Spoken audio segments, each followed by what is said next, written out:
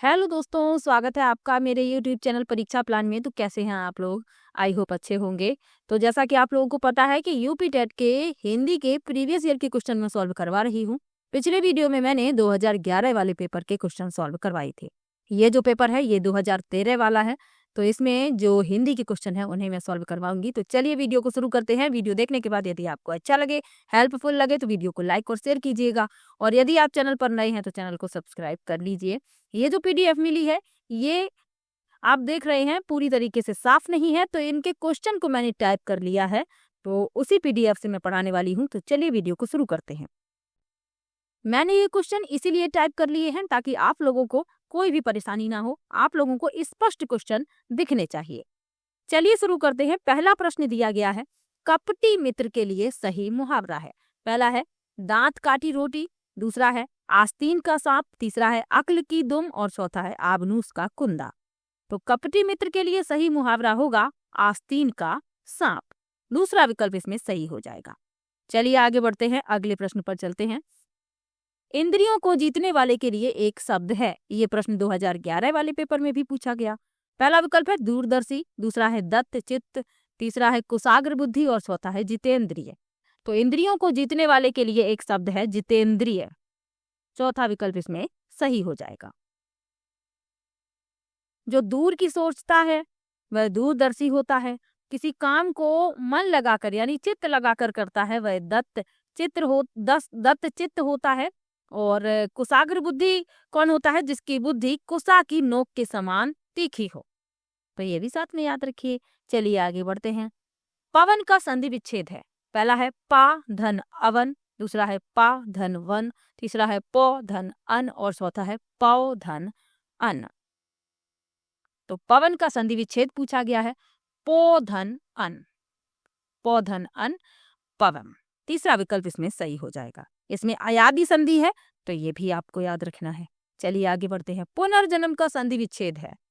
पहला है पुनर धन जन्म, दूसरा है पु धन नर जन्म, तीसरा है पुनः धन जन्म और चौथा है पुनर्धन आजन्म। तो पुनर्जन्म का संधि विच्छेद क्या होगा? पुनः धन जन्म। तीसरा विकल्प इसमें सही हो जाएगा। इसमें विसर्ग संधि है तो ये भी आपको याद रखना है। कभी कभी ये भी पूछ लिया जाता है कि निम्न शब्द में कौन सी संधि है, तो आपको याद रखना है। संधियां भी आपको पढ़नी है, समास भी आपको पढ़ना है। अपना पूरा सिलेबस आपको अच्छे से कंप्लीट करना है और जो मोस्ट इम्पोर्टेंट टॉपिक है उनको बहुत अच्छे से पढ़ लेना है। चलिए आगे बढ़ते हैं। इत्यादि शब्द में कौन सी संधि है? पहला है यड़ संधि, दूसरा है वृद्धि संधि, तीसरा है गुण संधि और चौथा है दीर्घ संधि। तो इत्यादि शब्द में कौन सी संधि है? इत्यादि शब्द में यड़ संधि है। पहला विकल्प इसमें आपका सही हो जाएगा। चलिए आगे बढ़ते हैं। नाक रगड़ना का क्या अर्थ है? पहला है नाक में चोट लगना, दूसरा है इज्जत देना, तीसरा है दीनता पूर्वक प्रार्थना करना और चौथा है चापलूसी करना। तो नाक रगड़ने का अर्थ है दीनता पूर्वक प्रार्थना करना। तीसरा विकल्प सही हो जाएगा। चलिए आगे बढ़ते हैं। उन्मूलन का विलोम क्या है? उन्मूलन का विलोम पूछा गया है। पहला है उत्थान, दूसरा है उत्कर्ष, तीसरा है रोपड़ और चौथा है अवनति। तो उन्मूलन का विलोम क्या है? रोपड़। तीसरा विकल्प इसमें सही हो जाएगा, रोपड़। उत्थान का क्या होता है? उत्थान का होता है पतन। उत्कर्ष क्या क्या होता है? अपकर्ष। और अवनति का क्या होता है? उन्नति। तो ये भी साथ में याद रखिए। तीसरा विकल्प इसमें सही है। अगला प्रश्न है, महावीर प्रसाद द्विवेदी ने आदिकाल को क्या संज्ञा दी है? पहला है चारण काल, दूसरा है आदिकाल, तीसरा है वीर गाथा काल और चौथा है बीज वपन काल। अब ये जो प्रश्न है ये सुपर टेट के पेपर में भी पूछा गया था। तो महावीर प्रसाद द्विवेदी ने आदिकाल को क्या संज्ञा दी है? बीज वपन काल की। इसमें आपका चौथा विकल्प सही हो जाएगा। इंपॉर्टेंट प्रश्न है, सुपर टेट में भी पूछा गया था तो याद रखिएगा। इसमें आपका चौथा विकल्प सही हो जाएगा, बीज वपन काल। चलिए आगे बढ़ते हैं। अति सूदो स्नेह को मार्ग है किसकी पंक्ति है? पहला है आलम, दूसरा है बोधा, तीसरा है ठाकुर और चौथा है घनानंद। तो अति सूदो स्नेह को मार्ग है ये पंक्ति है किसकी है? घनानंद की। चौथा विकल्प इसमें सही हो जाएगा।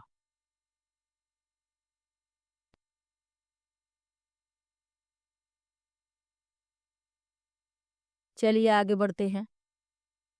कालिंदी का पर्यायवाची क्या है? पहला है सरस्वती, दूसरा है लक्ष्मी, तीसरा है गंगा और चौथा है यमुना। तो कालिंदी का पर्यायवाची है यमुना। चौथा विकल्प सही हो जाएगा। सरस्वती के पर्यायवाची क्या होते हैं? भारती, शारदा, ब्राह्मी, वीणापति, वागीश, महाश्वेता, ये सरस्वती के पर्यायवाची होते हैं। लक्ष्मी के पूछ लिए जाएं तो कमला, रमा, पद्मा, इंदिरा, ये लक्ष्मी के पर्यायवाची है। गंगा के पूछ लिए जाएं तो भागीरथी, सुरसरी, देवसरी, नदीश्वरी, देव नदी, ये सभी गंगा के हैं। चलिए आगे बढ़ते हैं, अगले प्रश्न पर चलते हैं। आधुनिक हिंदी साहित्य की पहली आत्मकथा के लेखक कौन माने जाते हैं? पहला है बाबू श्याम सुंदर दास, दूसरा है देवेंद्र सत्यार्थी, तीसरा है हरवंश राय बच्चन और चौथा है जयशंकर प्रसाद।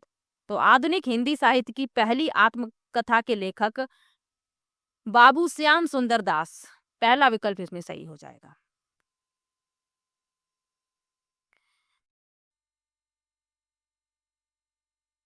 इनकी जो आत्मकथा है मेरी आत्मकहानी, और 1941 में ये लिखी गई है, तो ये भी याद रखिएगा। चलिए आगे बढ़ते हैं। कार्य के आरंभ में ही विघ्न पड़ना किस मुहावरे का अर्थ है?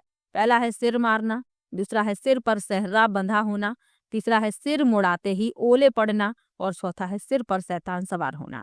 तो कार्य के आरंभ में ही विघ्न पड़ना यानी सिर मुड़ाते ही ओले पड़ना, तीसरा विकल्प इसमें आपका सही हो जाएगा। चलिए आगे पढ़ते हैं। किस कवि को कवियों का कवि कहा जाता है? पहला है धर्मवीर भारती, दूसरा है शमशेर बहादुर सिंह, तीसरा है रघुवीर सहाय और चौथा है सर्वेश्वर दयाल सक्सेना। इंपॉर्टेंट क्वेश्चन है। तो किस कवि को कवियों का कवि कहा जाता है? तो शमशेर बहादुर सिंह को। बी विकल्प सही हो जाएगा। शमशेर बहादुर सिंह को कवियों का कवि कहा जाता है। शमशेर बहादुर सिंह प्रेम और सौंदर्य के भी कवि हैं। शमशेर बहादुर सिंह नई कविता के प्रमुख कवि हैं, तो ये भी याद रखिएगा। इनकी कुछ रचनाएं आपको याद रखनी है। कुछ और कविताएं, चुकी भी हूं नहीं मैं इतने अपने वास, उदिता अव्यक्ति का संघर्ष, बात बोलगी, काल तुमसे होड़ है मेरी, ये सभी इनकी रचनाएं हैं। सुकून की तलाश, तो ये याद रखिएगा, इन्हें कवियों का कवि कहा जाता है। अगला प्रश्न है दशरथ सुत तिहु लोक बखाना, राम नाम का मरम है आना, किस रचनाकार की पंक्तियां हैं? पहला है तुलसीदास, दूसरा है कबीर, तीसरा है केशवदास और चौथा है सूरदास। तो ये जो पंक्तियां हैं ये पंक्तियां हैं कबीर दास की।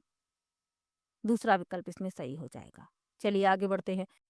अगला प्रश्न है हिंदी का पहला पत्र है। पहला है उद्दंत मार्तंड, दूसरा है इतिहास तिमिर नाशक, तीसरा है बनारस अखबार और चौथा है हरिश्चंद्र मैगनीज।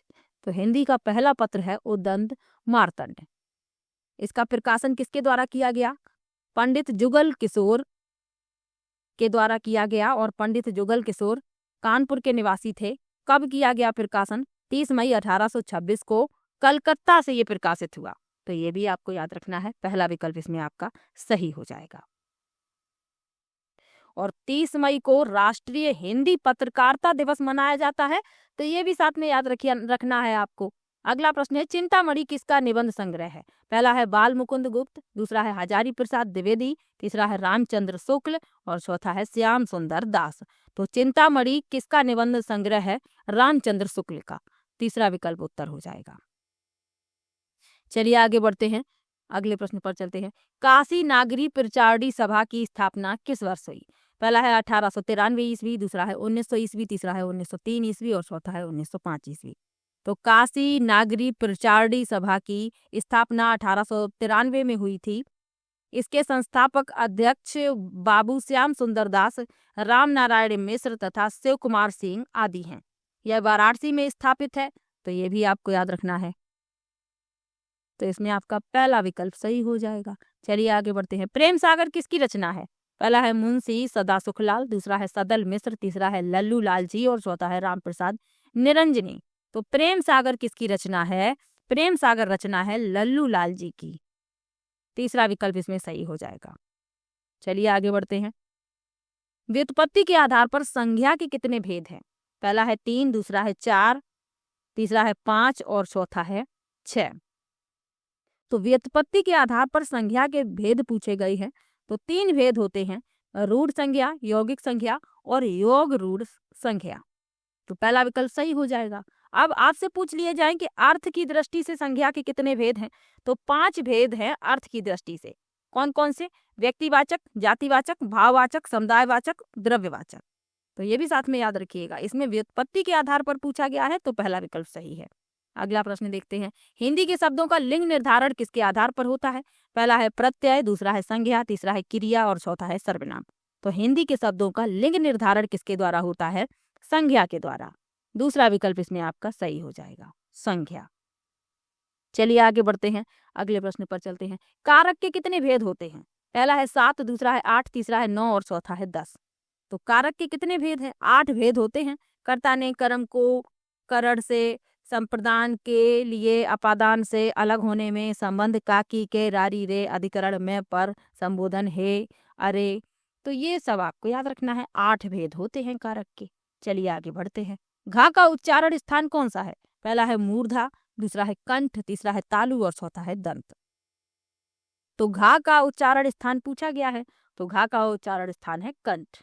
जो का वर्ग के शब्द होते हैं, का, खा, गा, घा, ड़ा, इनका उच्चारण कंठ से होता है। दूसरा विकल्प इसमें आपका सही हो जाएगा। चलिए आगे बढ़ते हैं। छा वर्ड किसके योग से बनता है? पहला है का और सा, दूसरा है का और चा, तीसरा है का और छा और चौथा है का और सा। तो छा बनता है का और षटकोण वाले सा से मिलकर। पहला विकल्प इसमें आपका सही हो जाएगा। चलिए आगे बढ़ते हैं। शुद्ध वर्तनी का चयन कीजिए। तो इसमें जो शुद्ध लिखा है वह बताना है। तो ये तो अशुद्ध है, ये भी अशुद्ध है, ये सही लिखा हुआ है, अस्पृश्यता। तीसरा विकल्प इसमें आपका उत्तर हो जाएगा। चलिए आगे बढ़ते हैं। अगला प्रश्न है कवि का स्त्रीलिंग। तो कवि का स्त्रीलिंग कवित्री होता है, लेकिन लिखा कैसे जाता है ये आपको याद रखना है। तो इसमें तीसरा विकल्प सही है, इस तरीके से कवित्री लिखा जाता है। तीसरा विकल्प इस प्रश्न का उत्तर हो जाएगा। चलिए आगे बढ़ते हैं। तरड़ी का पर्यायवाची शब्द है। पहला है सूर्य, दूसरा है नाम, तीसरा है युवती और चौथा है नदी। तो तरड़ी का पर्यायवाची शब्द क्या है? तरड़ी का पर्यायवाची शब्द है सूर्य। पहला विकल्प इसमें सही हो जाएगा। चलिए आगे बढ़ते हैं। मीन का पर्यायवाची शब्द है। पहला है सिखी, दूसरा है सापक, तीसरा है विभावरी और चौथा है मत्स्य। तो मीन का पर्यायवाची मत्स्य होता है। मत्स्य माने मछली, मीन माने भी मछली। चौथा विकल्प इसमें आपका सही हो जाएगा। चलिए आगे बढ़ते हैं, अगले प्रश्न पर चलते हैं। दिए गए शब्दों में भिन्न अर्थ वाला शब्द है। पहला है आत्मजा, दूसरा है नंदिनी, तीसरा है भार्या और चौथा है कन्या।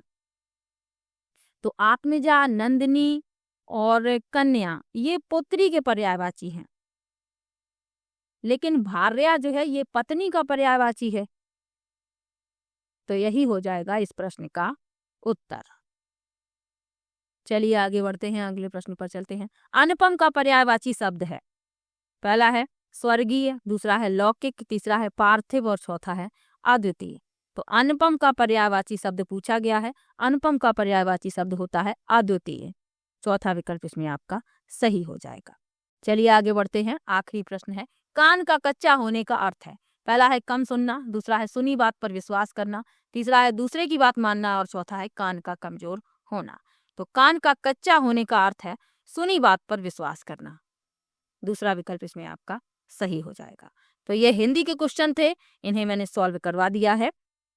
2011 वाले पेपर के भी करवा चुकी हूँ। वीडियो नहीं देखा है तो देख लीजिए। ये 2013 वाला पेपर है, जिस क्रम में हुए हैं पेपर उसी क्रम में मैं सॉल्व करवा दूंगी। तो वीडियो कैसा लगा कमेंट बॉक्स में जरूर बताइए। किसी भी प्रश्न में आपको डाउट हो तो आप कमेंट में जरूर लिखिएगा। मैं सभी का कमेंट पढ़ती हूँ और सभी को रिप्लाई भी देती हूँ। चलिए मिलते हैं नेक्स्ट वीडियो में, तब तक के लिए बाय बाय।